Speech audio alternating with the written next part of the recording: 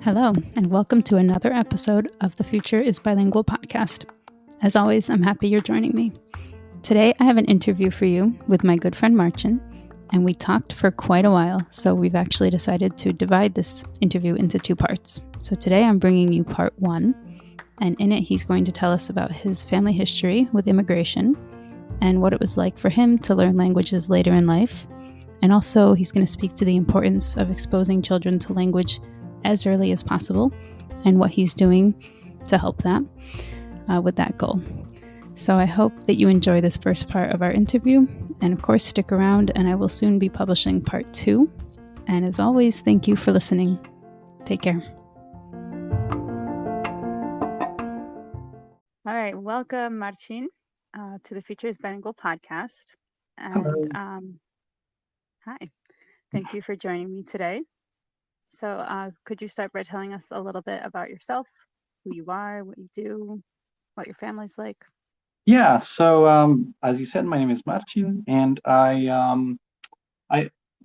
family's history is a little interesting concerning like moving between the U.S. and Poland. But I was born in Poland, and I lived there until I was 13.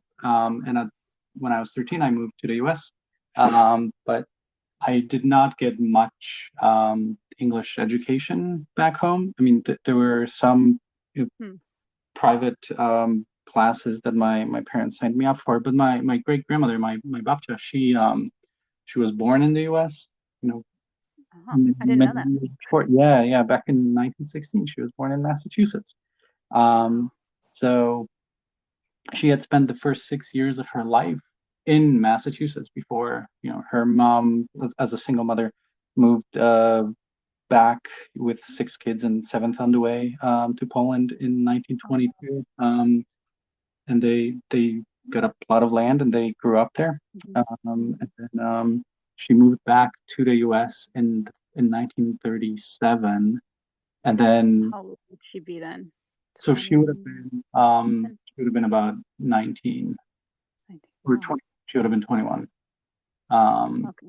So she came by herself. She lived in Rhode Island at that time with a family member. But I remember her telling me she worked at a restaurant with this Italian owner, and she worked as a waitress at that time. So, her English was presumably pretty good at that time. Or she got really good when she came back. Yeah, I mean, English was her first language, but when she was 6 when she moved back, so, then everything switched to Polish. So pretty quickly she forgot a lot of it since they weren't using it as much. But she did. That's a hard age to come.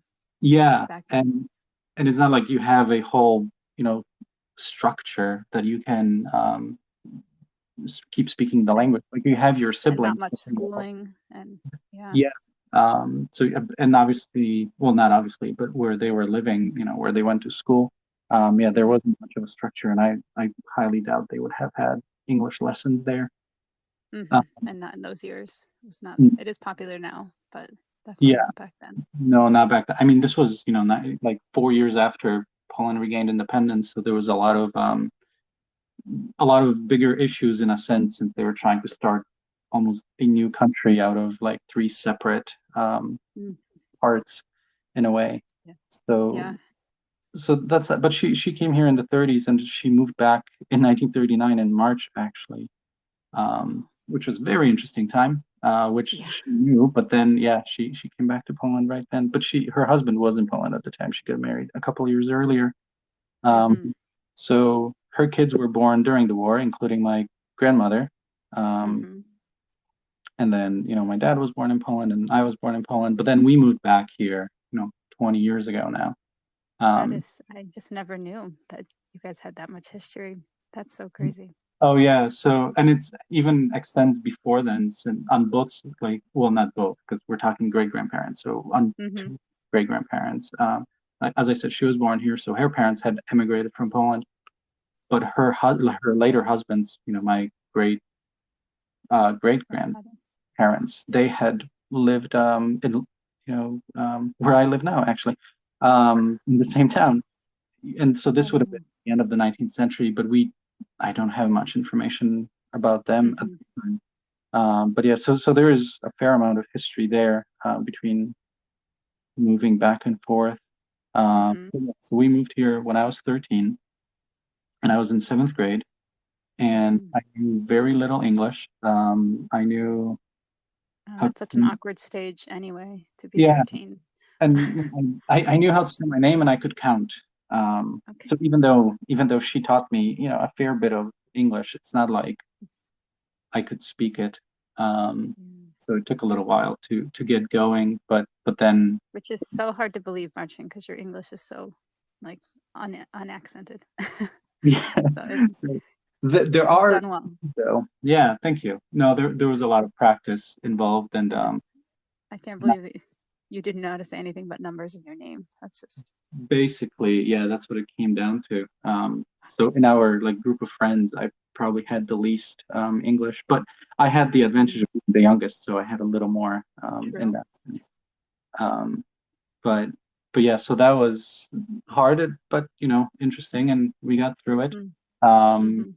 and there are some, as you said, like my accent, but there are clues, and they're kind of interesting in terms of the differences and similarities between Polish and English. Like people don't think Hmm. of the letter L as being strange, but it is. Like to Polish speakers, like you will recognize Polish speakers even if they're quite fluent because their L's are not quite native. It's Americanized. very hard.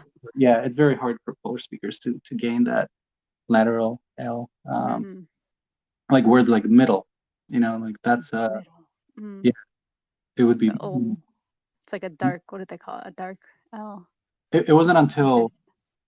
I in college I learned that native speakers when they say Mm, mid, like your tongue hits up to your like teeth and like the back of your teeth and a little on the palate. hmm.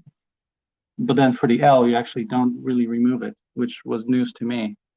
You kind of just Hmm. keep it there, and kind of the sides of Mm, your teeth collapse. It's like yeah. it was not until When I was it's the in last that when I it's learned. the last syllable. Yeah, That's and yeah. So you and should tell us at some point good. about your studies.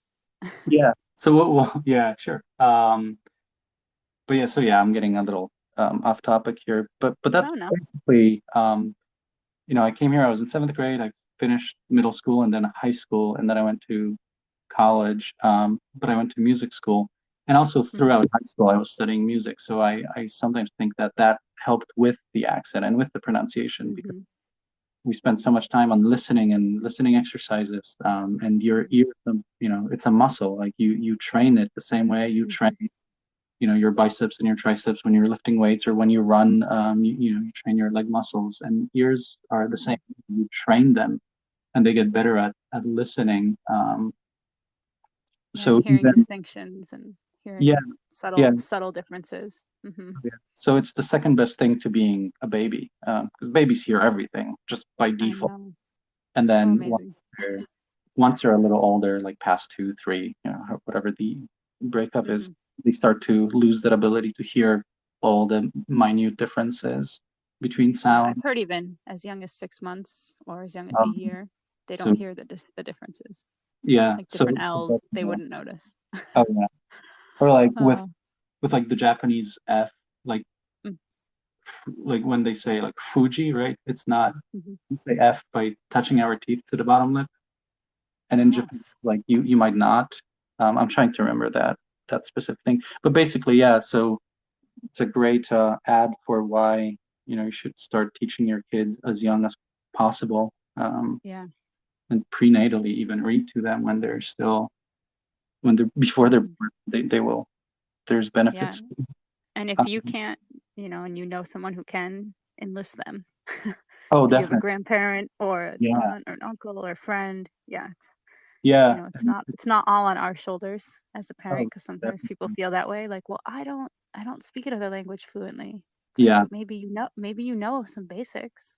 you might, and So you even people could just do basics with their baby. and, and second best thing after that is we still have the technology for the kids to listen to music in other languages, listen to like watch Mhm. shows. Yeah, Um, and learn with your kid. So if you know basic Spanish and you want to know more, you can learn along with them. oh yeah, you will improve, and then they will Yeah, correct you. It'll be yeah. it'll be quite a celebratory day when your kid, you know, corrects you, Oh, which actually happens in my family, which we can get to in a little bit. But yeah, so yeah. when I went Happens to in my college, family too. oh, I bet. Well, Um, Marish, Adrian, my son, will remember things faster than I do. So oh, if Marish says something once, my husband says a word once, he remembers it. And I'm yeah, like, what's a screw? What's this thing called? oh, yeah, Screwdriver? And he's like, this. I'm like, oh, okay. right, yeah. And my dad was saying because my brother and my sister-in-law have two kids, and one of them just is about to turn 7, and the other is 4. And especially the 7-year-old, my nephew, he will correct my dad or my mom Oh um, boy. in their English because he's a native speaker, Right. and they're not. They moved here when they were, in their 40s, basically. Yeah. And so they're very much. How is your parents' English? Because for our listeners, I do know Marcin personally. I know his family, but I Yes, usually speak to your parents in Polish, so I don't think I've ever heard them speak English. you do, and there are differences. They're kind of interesting because my dad speaks English quite well, but he'll never admit it, and he will put himself down as saying like, That no, humble, it's yeah. not good enough. It's not good enough. I make mistakes. People don't understand me. Um, and some of it is kind of self-fulfilling prophecy because if you think people don't understand you, you will lose confidence. So you'll not speak up as Right. loud. You'll not enunciate as much. Or practice as much. And definitely not practice as much.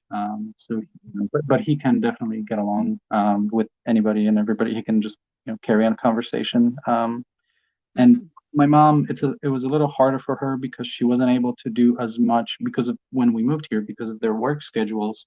Um, Um, you have to work like no matter you can't be middle aged and not work right. um, when you have two kids and moving to a new country. But so she wasn't able to do as much because of her work schedule. She wasn't able to get as many after school English classes as my dad was. Mm-hmm. So but she's an interesting case because she understands a lot more than you would think, um, Mm-hmm. because she also has that, a little bit of a block of not speaking as much because it won't be perfect. Um, Mm-hmm. and you've covered this on the podcast before. Like that doesn't matter. You just speak, Yeah.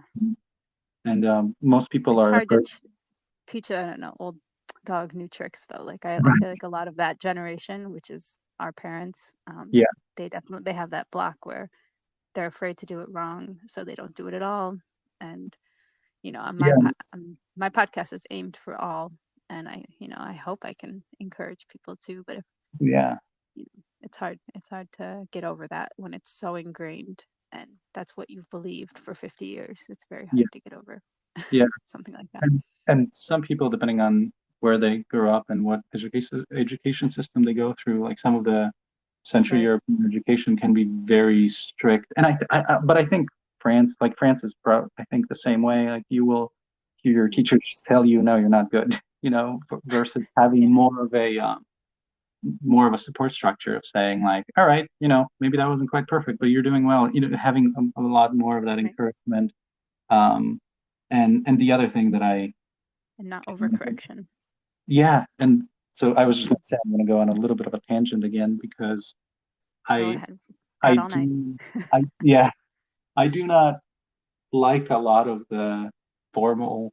I mean, there's a great benefit to having formal lessons, and if you can sign up for a Hmm. formal course, definitely do it because you will have a teacher who knows the language, and you will get a lot from it. Hmm. A lot of the old school teaching methods are get so bogged down in the grammar of getting all the particular endings of all the grammar correctly and Right. making sure you have your right articles all the time, and that can, I mean, you need it, but it It can won't be matter. overwhelming Yeah. for sure. um Mhm. if, Most of the time if you get like in Polish, because we have the 7 grammar cases. So your nouns will change endings depending on your sentence structure, which you've mentioned before as well. But if you Yes. get it wrong, 90% of the time people will still understand what you mean, even if you get the Yeah. ending wrong. And if Um, you're close, and you want to be corrected, they'll tell you. oh yeah, I use that all the time with you guys and friends. And Yeah. I just had a lesson. I do a lesson every Saturday with Polski Daily, Mhm. actually with a different lady who's a friend of the person who runs that site. Okay. But it's a grammar like 45-minute Zoom, and she just did a whole lesson on all the different ways to say both. And Oh she yeah. had the chart come up for all the cases and Yeah. the different male, animated, non-animated, female. And anyway, it just, people were getting overwhelmed, and there's people from Yes. all over the world, and this guy's like, I need to copy this down, and she's like, well, just like half of the chart is obu, like she's like, just Yes. try that, and if it's not right, it's fine. Yeah. Because Use people that. were getting so stressed, they were like, oh my god. You'll be right half the time with this one ending or with a couple Yeah, endings. And but grammar also, is, in all languages, it has, every language has their difficult thing, yes. and for a Well, I lot of remember, them it's grammar. when I was in middle school in seventh and eighth grade, what was really great about my middle school is that they assigned me a person. I don't even know if I would call her, a tutor, but Hmm. she was I guess a social worker. I'm not really sure. Who worked at the school, and she spoke Polish, or at least she could get by in Polish. So Hmm. they assigned her to stay with me all day, every day. Oh So wow. in all my classes, I had a personal tutor who would, if I didn't understand something, she would explain it to me. And that was a huge help, to Yeah. my early education, I think middle school, but like early in terms of I just moved here. Right. Huge boost. But I remember one time asking her the difference between other and another, because it's like, how do you decide when to use which? And she kind of Yeah. raised her arms and said, I don't know. But on the other hand, if I used one and not the other, it's not like people would misunderstand they wouldn't understand Right. the intention of my sentence. Um, Hmm. so Yeah, sometimes they're you so can get close. bogged down by these Definitely. really minute points that will come later, Yeah. as you How as you long, get better. sorry, What's that? how long did she work with you? Was it like For a, 3 years. So it was in middle school, seventh and eighth grade. wow, Uh, that's great. so I wish so all yeah, kids that move to a new school in those, middle school, maybe later elementary years, high school, could yeah. have that. Oh Because yeah, wow, that must and have been I so was in. helpful. Like, I've no idea what karma I had saved up, because that's an incredible privilege that, as you said, Yeah. most people do not get, and No. other people in the school didn't get it. You There just were happen to a lot. have her, maybe. Yeah, and I mean, there were at that time, even though it was a fairly large Polish, especially historically Polish area, um, Hmm. which, I mean, I have extended family that live here, and we can get into that in a little bit, but Hmm. there were a lot of kids. I mean, obviously a lot of Hispanic kids, but there were a lot of Russian kids too, and it's not like each of them would have a tutor with them all day. Um, Mm. so I was getting a big leg up over a lot of the other kids, just by sheer luck. I mean, if I had gone to a different middle school, they probably wouldn't have had a person that they could assign me. No, no, I Um, think that's pretty rare. But yeah. hey, take it. Oh, definitely. Oh, it helped me immensely. Hmm. Um, Before we get too far, yeah. what other languages do you speak? Because we've talked a lot about English and Polish. Yeah, and I mean, so I just consider myself like in purely, if I'm very strict, and I usually am, Hmm. I'd say I'm bilingual, and that's it. I speak Polish and I speak English. But I can switch between them, in at any time, no matter how tired I am, no matter what's Hmm. happening. I can switch between them with no issues whatsoever. Yeah, Um, no effort is needed. yeah, You don't yeah, think, you and don't have to think. You're just, yeah, and I can see one language and read the other. I just translate as I go. I do that a fair bit. yes, you do. You're known for, well, we should say Marcin has a YouTube channel where he reads stories in Polish and English. And also, you didn't tell us your job. Do you want to mention that? I can, yeah, and thank you for the Since shout it's out. related. Yeah, so I am. I mean, that's also. There's nothing very straightforward with me. I have degrees in library science, but it was really in archival management. But I work as a librarian and I work as an archivist, in related but separate jobs. But as a librarian, my main, or at least what I consider my spiritual home, is as a children's librarian. So I work with children a lot, and in the area, in the town where it's a university town. So there are a lot of international students that come, especially the graduate and postgraduate students. Like they'll come with families. So there are a lot of Mm.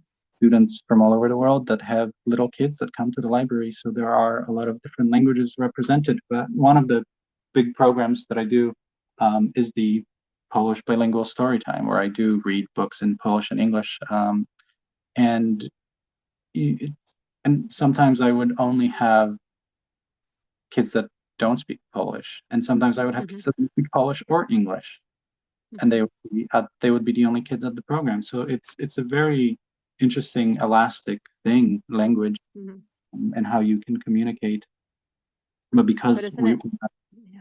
Did you I mean, notice anything different with those kids? Like I've noticed if I read something to my kids in a different language, like they'll still just listen along and look at the pictures. Like I feel like kids are so open to things. They don't shut down the way an yeah, adult would with and what I you're mean, saying. I run that program pretty much based on that premise. I strongly believe that premise, and I want to do it well, because if I don't do it well, then it won't matter. But it does Hmm. not. If you have, especially when you have picture books, you have, and you think about what picture books you choose, but you can choose picture books where the pictures tell you so much of the story, where you can follow it based on the pictures. So then, including facial expression and gestures, which you've covered before too. Like so much of language is non-verbal. Non-verbal. Hmm. Yeah. So through all the other cues, language cues or non-verbal cues, like that, a lot of the kids can follow, and And they're there getting something out of it. they Hmm. definitely are. And there was one kid that I remember very fondly who had never heard Polish before. Um, And when I started speaking, he could not stop laughing. It was just so incredible to him. But he would repeat, every other sentence I say, and his repetition, and it was so good. Like his Wow. pronunciation was so close. And you think, he was from Asia. He was from China. Hmm. Not a language that is in any way related to Polish, very closely at all. So it's very different language, and he was able to repeat so many of the things I said so well, Wow. um, which I Well, couldn't do this in turn. this kid has probably heard already English and Chinese, so maybe you've Definitely. switched something in his brain where he's like, oh, now I Yeah. hear another language. Let me And he try and was able repeat to it. follow it. Yeah. So yeah. But that's Polish and English. But I like to dabble in languages. So Hmm. I mean I studied French in high school. So I took 4 years Hmm. of French. And at the end of high school I was um, fairly good asterisk, asterisk being like for someone who took French for 4 years, but didn't actually Hmm. like move to a country where it's spoken, or know too many people that could speak it. Um, But you've got a base, so if you ever needed to use it, yeah, you could build on and that. and yeah, and now I've been to France, so Hmm. I know some people in France, and I have a couple of friends who speak French now. You obviously like you're fluent in French, and I have another friend that I actually met in Paris when I was in Paris last year. Hmm. And she's not French, but she speaks French. So I have a lot of like a few more people now that I could practice with. Um, Hmm.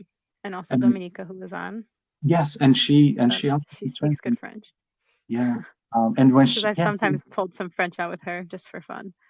and when she I don't remember her mentioning this on the program. Maybe she has, and I just don't remember. Um, Mm. early on when she moved here, she spent I think it was a summer with like a friend of her family's. And at that same time, that family was also had another kid who was a friend of a family who grew up in France, and he didn't speak English and he barely spoke any Polish. So she spoke French with him, and that was the way that they would communicate, because it was the Yep. best for them to do it that way. She did not With mention that, but that's awesome. with some Polish and English thrown in, but they were able to communicate that way. Yeah, Wow. so it's absolutely incredible how you can use all the different languages. Hmm. When I first moved here, I studied Russian for 2 years in Poland before moving here. Hmm. And Russian and Polish are not mutually intelligible, but they share a lot of the same base. Mm-hmm. They have a very similar like grammatical structure and whatnot. Um, so when I moved here and there were pretty much no other Polish kids I could hang out with at school, I was hanging out with some Russian kids. And I spoke more Russian than English, so I was able to speak Russian to them, also throwing in Polish words here and there, and we would figure Wow, figure each other that's out. funny. Um, Mm-hmm. so yeah, so in a sense, I mean, Russian was my first non-native language that I was learning, Mm-hmm. and I was able to communicate in it. Mm-hmm. It didn't. I mean, English quickly overtook it as my second best language, and also we didn't stay in touch or anything after I went to high school. After Mm-hmm. we went to separate high schools, so But um, how interesting that you had this, you could have just been this isolated Polish student, but you had this other, capability to speak with these other students. So, yeah, because of that little tool. Um, mm-hmm. so that was that, and the language I wanted to learn the most since high school was German, and I signed Mm-hmm. up for German. When we were in eighth grade and signing up for classes, I signed up for German, but there were very few people that signed up for it, so they canceled the program. That's too bad. So, so that's how I ended up in French, which is fine because French is a great language and I enjoyed learning it. Um, Mm-hmm.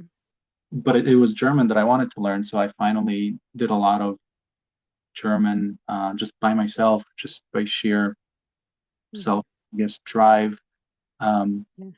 with a lot of pitfalls. And yeah, but I never That's what took it any is.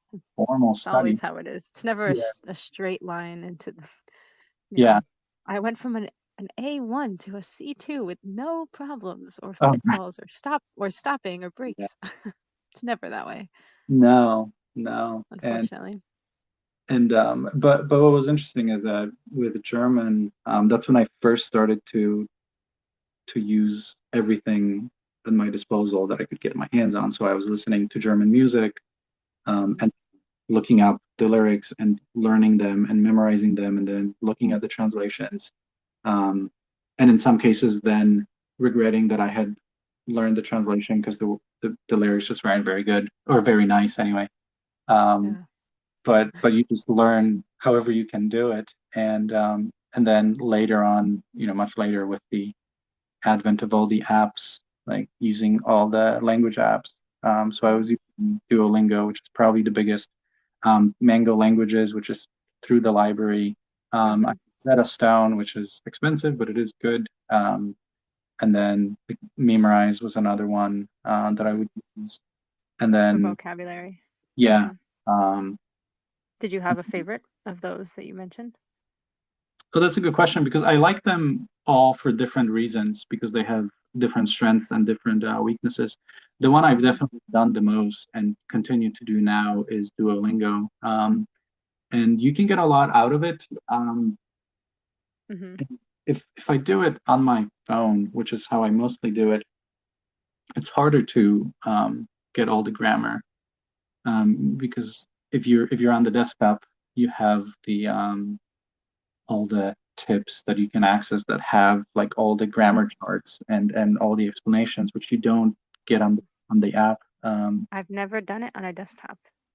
Yeah, That's a so good tip. Okay. there are differences, and I know there are differences between um, and I mean, maybe they've changed now, but there used to be differences between the Apple and the Android versions. Uh, Oh.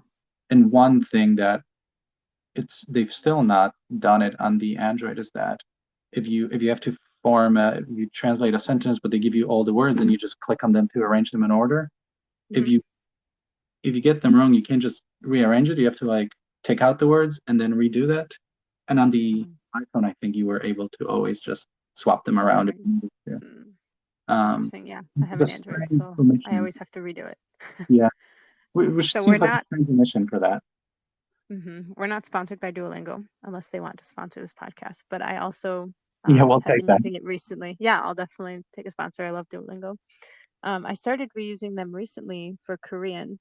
Okay. And I just feel like you kind of have, I personally have to have like other resources. Like I have other websites Yeah.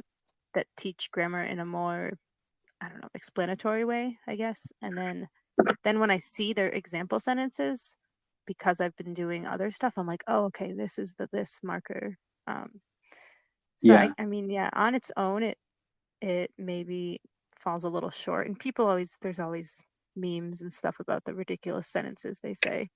Oh yeah. But I find that to be kind I of have. funny. Like, what is Duolingo going to come up with today? Yes. Yeah. And that reminds like they also have the not Duolingo but like Pimsleur has the audiobook tapes or Mm. CDs that you I've can get those.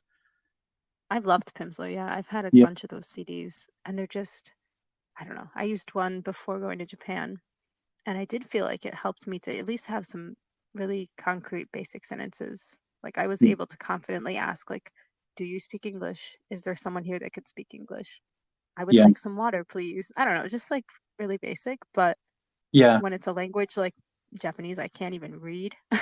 Right. That Yeah. was That's very helpful just to get those sentences into my head. And the people I traveled with were not language people at all, and they were, except for one, two of them spoke Japanese to okay. Yeah. different degrees. But the other people, like the assistant principal, was like, "Oh my God, you're just speaking Japanese already?" I'm like, Um, "Well, I did these. I knew I was going, so I did these yeah. Pimsleur CDs for a while beforehand." Yeah. But And they were you all like, yeah. "Oh, Heather, the linguist talking all these." I'm like, "Well, I'm not saying anything complicated. Yeah. But there It is was the like same sentence every day." But oh yeah. But I mean there is like something to be said for that because and in our group of friends, like well, it's like, oh Heather is so good with languages, so good with languages. But like so much of it is such hard work that yeah. when I was in music school that I always got it when because I don't think I was necessarily talented at music, but I could understand music, but I had to work Mhm. so hard to get the technical um Mm. to get the technical basics. So when I would play something, people say, "Oh, you're so talented." It's like I almost wanted to, Be a be angry with musician. them because it's like so much hard work goes into it. Right. It's So so but true. but it's Yeah, but I the mean, hours I spent listening to things to say yeah, that one sentence. Nobody sees the hours. They just see the one sentence. And they think, yeah. oh, Um, so yeah, there is, and and and it builds on each other. Like the more you learn and the more languages you get a handle on, then the next languages will you'll have a more your brain will be more adept at them. hmm And you've yeah, talked about this and too in flexible. previous hmm episodes. Yeah. But there So are I mean, people like us that are just interested in languages because, as you've said, you've dabbled in different ones just for yeah. fun. So and what I end up doing is that when I go to a country, I decide, and what you did with Japanese, like that's what I do. Is that when I go to a country, I want to get some basics. So that's how I ended up, doing like Norwegian and Danish and hmm um, some Spanish too and Italian. So at some point, maybe not so much because I haven't practiced Norwegian or Danish in like 3 years. And hmm Danish is just hard. Danish doesn't make sense. I don't care what natives say, they don't make sense. The way they spell hmm things, the way they pronounce them, I think they're trolling all of us. Um, hmm with Norwegian, like I hear a Norwegian say something and I see how it's spelled and I say, okay, I know how you got there. And then it could be the same word in Danish because they're very related languages, but the Dane will pronounce hmm it so different that I cannot recreate that Well, sound in my head. Um, but that's purposefully on trying to be tricky. right. I do think it's on purpose. No, no. And Danes, I mean, Danes are great people, and they're Yes, um, no disrespect to I don't know anything about Danish, so. oh, it is a really nice sounding language too, and they have a very high percentage of English speaker in Denmark, so never feel a hmm fear visiting Denmark. Um, Oh, they do have that Huga, which is spelt with like yeah, HY. yeah, Yeah, yeah. it's like the only Danish I know that makes, yeah, it doesn't make any sense. Oh yeah. But then they're like tak, which we think of as yes, because tak is polite. hmm But in Danish, it just means thank you. Oh, Um, yeah, like tusen tak, like 1,000 thanks. mm, Um, which there was one instance in which I I went to a store to buy something, and I only spoke Danish, and I felt so proud. Except that what I said was just hello and thank you. That's But it okay. just felt so proud because 100% Danish. the person just spoke Danish to me, because Hmm. I came to the store and they said hello and I said hello and they told me the price and I looked over at the register because I didn't catch it. Yeah, And I paid and then I numbers said are thank hard. you and I said goodbye and and that was my complete conversation in Danish. That's a Um, win. and You got to start somewhere. it felt so good. Hmm. But yeah, Well, so I mean, that's also what language is: getting communication, a successful interaction, yeah, transaction. yeah, You got that what you was wanted. They got money. Everyone's happy. the money and everybody's happy. And the guy was just there, not thinking about whether he's dealing with a tourist or not. He's just doing his job. Yeah, I mean that's great. And also, anyone who's traveled to Paris knows that you try and speak French, and they'll immediately speak English to you if you have a slight American accent. And even Oh, in Canada, because they're like, "Well, we speak both. We'll just speak to you in English," and you're like, "I'm here to practice my French." I literally heard that when I was at when I was in I don't remember if it was in Quebec City. It probably was in Montreal. They might be a little more welcoming, but Hmm. um, we were at Tim Hortons probably. I don't remember. Yeah. Um, but the person in front of me and at the went to the register to order something, and they said something in French, and the person answered in English, and I could Yeah. understand. I knew enough French to understand that the person said, "Oh no, could you speak French because I want to practice." And Hmm. then they went back to speaking French. That's good. And But you have to advocate for yourself, because I know yeah, so many students have told me that happened to them, and it's happened to me when I was, first learning French and we took trips up there. yeah, Yeah, it's frustrating. So I good that I that did Danish that. person didn't. Oh yeah, when I was in Germany, I tried doing that, but the issue was that the first time I went to Germany when I was in Berlin, I spoke a little bit of German, and then the next time I went, I knew a little bit more German, and I decided to Hmm. just try to speak as much German as possible. The issue was that I was in Munich, and speaking, well, I had a very hard time understanding people. And then Mm. when I came back home and I spoke to a native German, she told me that, well, trying to speak German in Munich is kind of like trying to speak English in Louisiana. Like it's still the Oh, same language, but it's just yeah. such an accented, Accented. yeah, regional accent that it's very hard to understand, which made me feel a little better about that. But Yeah. when I was in a restaurant trying to order food and the waitress understood that, like she figured out that I have a hard time understanding her. She switched to English and she was like, "Do you speak English?" But I refused to say yes to that. I just kept speaking German to her to Hmm. kind of force Hmm. her to do that. And then she did, and we communicated, and I ended up ordering and got the right things. Um, Yeah, and it's also helpful if maybe they slow down, or yeah. once they realize, like, I'm having a hard time, Oh yeah. maybe use And use different words. There's definitely things that um, native speakers can do to help us as learners as well. yeah, So definitely. if you And are a native speaker and then you're speaking with someone who is not, you can always, don't just talk louder. That doesn't usually solve it. no, no, that's usually one of the worst things you can do. The other thing I don't like is that because, as I said, in the library, we get a lot of international students and people who don't necessarily speak English, or um, Hmm. we get a fair amount of maybe refugees or immigrants from all parts of the world, and Hmm. they get tours of the library to try to introduce them to the library, and those are not always necessarily like they're in cooperation with the library, but the people who do the tours, they're not necessarily librarians. And there Yeah. were one of two that I heard that were just when they were speaking to these to these immigrants, um, they sounded so patronizing, and I could see Mm. they're coming from a good place because they want to make themselves understood, but they were Hmm. you don't dumb down when you talk to somebody who doesn't speak your language fluently. You Mm. construct your sentences in a more straightforward and simpler manner and use less words, but there's a difference, Yeah. and I don't know that I can easily explain what I mean by it, but um, maybe when you hear it, it's easier to pick Hmm. up and understand. It's hard to define where that line is. Yeah, It's um, also an attitude, all those things that are non-verbal.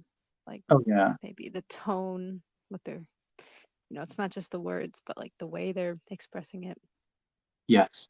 Yeah. So there can be Being a lot. exasperated, having to Yeah. repeat Oh, themselves or something. yes. If people have to repeat themselves and they get exasperated, that's the person they're speaking to will usually just turn off and try to Hmm. take themselves from that conversation and leave, whether they get what they need or not. So it's Yeah. yeah, it's very important to understand you're not speaking to somebody who's not intelligent. You're speaking to somebody who just knows other languages than you. Hmm. Okay, that is the end of part 1 of my interview with Marcin. And as I said earlier in the episode, I will be publishing part 2 very soon. So stay tuned for that. Thank you for listening all the way through. And we hope that you'll come join us for part 2 soon. Take care. Bye bye.